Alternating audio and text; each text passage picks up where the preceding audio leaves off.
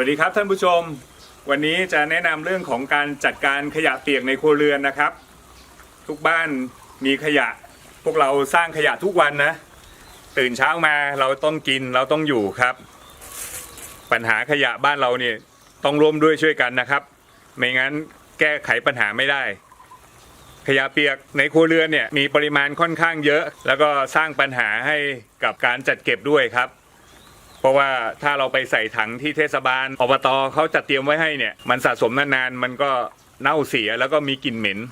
แล้วก็เป็นแหล่งเพาะเชื้อโรคด้วยเราช่วยกันจัดการดีกว่านะครับแยกขยะเปียกออกจากขยะทั่วไปขยะรีไซเคิลนะครับแล้วเราก็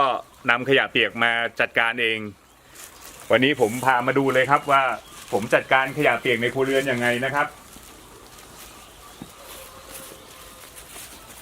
นี่ครับถังขยะเปียกครัวเรือนครับเราทำได้ทำง่ายต้นทุนไม่สูงครับถังหนึ่งก็ประมาณ50 บาททำครั้งเดียวใช้ได้นานจนกว่าถังจะแตกครับช่วงเช้าหรือช่วงเย็นในช่วงที่แม่บ้านล้างจานเนาะเราก็แยกขยะเปียกออกมานำขยะเปียกที่เกิดขึ้นในครัวเรือนเนี่ยมาใส่ถังนี้นะครับนี่ครับถังขยะเปียกเป็นถังขนาด20 ลิตรครับเห็นไหมครับว่าอาหารที่เรากินเนาะคืนเดียวเองเริ่มมีกลิ่นเหม็นแล้วครับเรานำมาใส่ถังครับนี่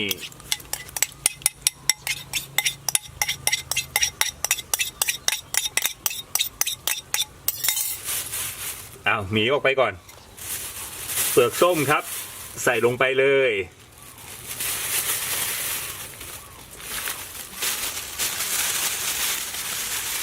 ใส่เสร็จก็ปิดครับนี่มันจะป้องกันปัญหาพวกสัตว์เลี้ยงของเรามาคุ้ยเขี่ยด้วยป้องกันแมลงวันหรือพวกหนูพวกแมลงสาบมากินขยะเปียกของเราด้วยครับสังเกตดูนะครับว่าต้นตะลิงปิงเนี่ยดกมากเลยครับมันได้ปุ๋ยจากถังขยะเรานี่เองครับประโยชน์เยอะเลยเราช่วยกันแยกขยะแล้วก็ต้นไม้ต้นพืชที่อยู่ใกล้ๆถังขยะเปียกของเราเนี่ยก็ได้ประโยชน์ได้ปุ๋ยโดยที่เราไม่ต้องลงทุนอะไรเราช่วยเทศบาลช่วยอบตบริหารจัดการขยะเราก็ได้ประโยชน์ด้วยครับเทศบาลอบตก็ได้ประโยชน์เนาะปริมาณขยะลดลงนี่วันนี้ก็ใส่เสร็จผมก็จะย้ายเลยนะครับ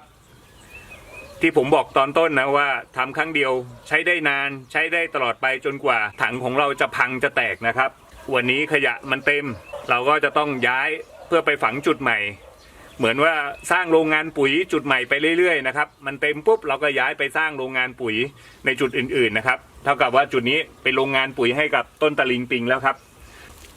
ผมเก็บชามก่อนครับไอหมีมันย้อนกลับมาแล้วมันได้กินอาหารเนาะเศษอาหาร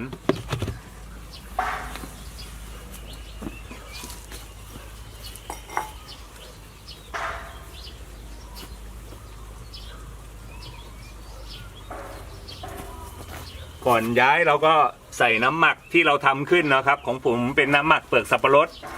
ใครมีน้ำหมักอย่างอื่นเนาะน้ำหมักเจ้าปวกน้ำหมักขยะอินทรีย์ใช้ได้ทั้งนั้นเลยนะครับใส่ไปเพื่อดับกลิ่นแล้วก็ช่วยให้ขยะที่เราฝังไปเนี่ยมันย่อยสลายได้เร็วครับ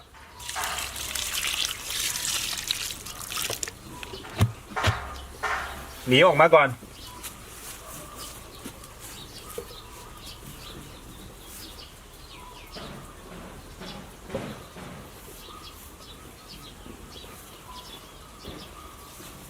ขยับดูก่อนครับว่ามันย้ายได้ไหมจุดนี้นะครับช่วงที่น้ำมันท่วมเนี่ยมันทำให้ถังแน่นด้วยครับทำให้เราดึงไม่ขึ้นก็ใช้เสียมมางัดนะครับ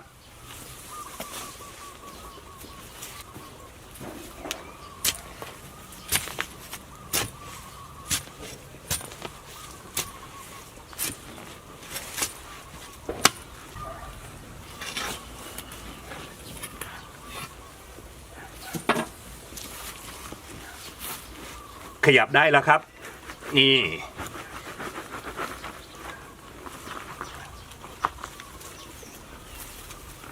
เห็นไงครับ ย้ายง่ายนะครับ วิธีทำเดี๋ยวผมแนบไว้ท้ายคลิปวิดีโอนี้นะครับทำก็ไม่ยากไม่มีอะไรเลยมีถังแค่20 ลิตรใบเดียวเองครับเน้นว่าถังต้องมีฝาปิดนะครับไม่งั้นสัตว์เลี้ยงของเราสุนัขแมวมันมากวนแน่นอนครับเสร็จแล้วก็กบดินเลยฝังให้มันเป็นโรงงานปุ๋ยเลยครับ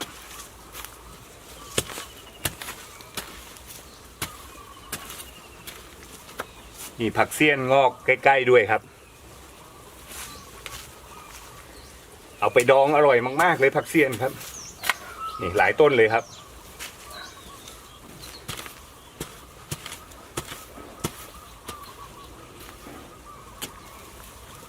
เอาไม้ปักไว้นิดนึงนะครับเป็นสัญลักษณ์ว่าจุดนี้เป็นโรงงานปุ๋ยจากขยะครัวเรือนนะครับเราจะได้ไม่เดินเหยียบเพราะว่าช่วงแรกๆเนี่ยดินมันจะหลวมนะครับถ้ามาเหยียบมันจะยุบลงไปครับหนีออกไปก่อน มันได้กินขยะเปียกนะครับโอเคครับเดี๋ยวย้ายไปจุดใหม่เลยครับ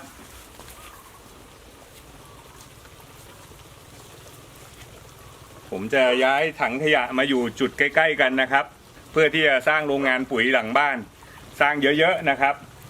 พอเต็มปุ๊บเราก็ย้ายไปเรื่อยๆเพื่อให้พื้นที่หลังบ้านของเราเนี่ย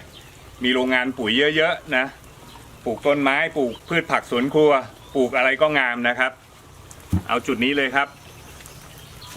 ห่างต้นกล้วยประมาณ1 เมตรนะครับห่างต้นชะอมก็ประมาณ1 เมตรครับ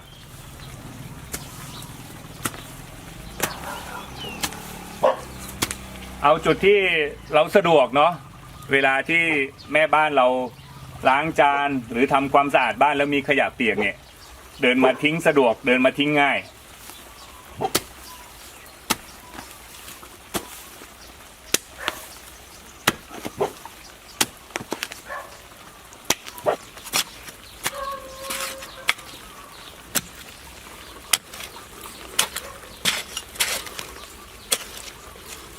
เดี๋ยวลองตั้งถังดูนะครับว่า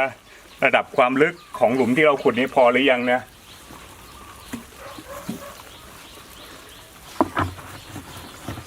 โอ้โหพอดีเลยครับเป๊ะครับนี่ครับเสร็จแล้วก็เอาเศษหญ้าแห้งเศษใบไม้หรือฟางก็ได้นะครับใส่ไปตรงช่องว่างเนี่ยครับเพื่อเวลาที่เราย้ายถังเนาะดึงถังขึ้นมันจะได้สะดวก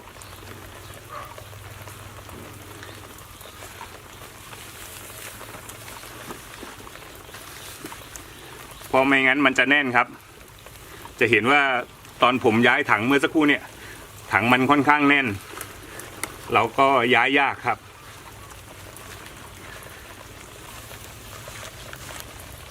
พวกหญ้าพวกใบไม้พวกกิ่งไม้พวกนี้ก็จะกลายไปเป็นปุ๋ยอินทรีย์เลยครับ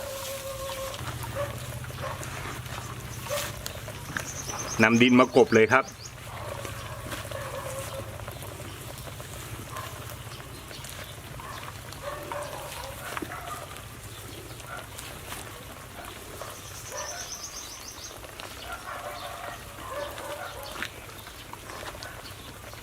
เท่านี้ก็เรียบร้อยแล้วครับ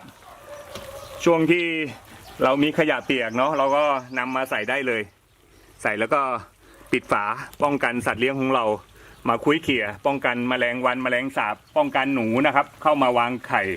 เข้ามาแพร่เชื้อโรคนะครับทำกันได้ทุกครัวเรือนนะครับเดี๋ยวผมแปะวิธีทำไว้ท้ายคลิปวิดีโอนี้ครับลงทุนประมาณ50 บาท